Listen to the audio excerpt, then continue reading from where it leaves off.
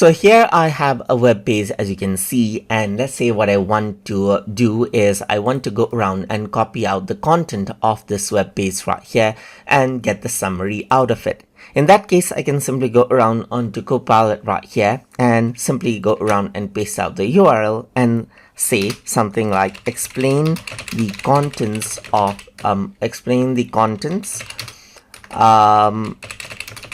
this web page. Explain the contents of this web page in 40 words right here, just like this.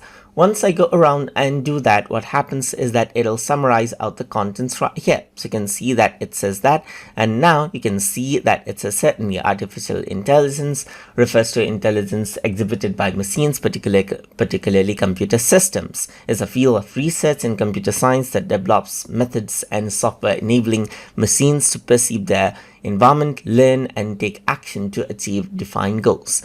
So you can see that it took this particular content right here and then summarized it out for you. So that is what you can do as well. You can you can give address of any website and then ask out contents out of it inside of Microsoft Copilot. So hope you guys learned something as always, and as always, please like, comment, share, and subscribe.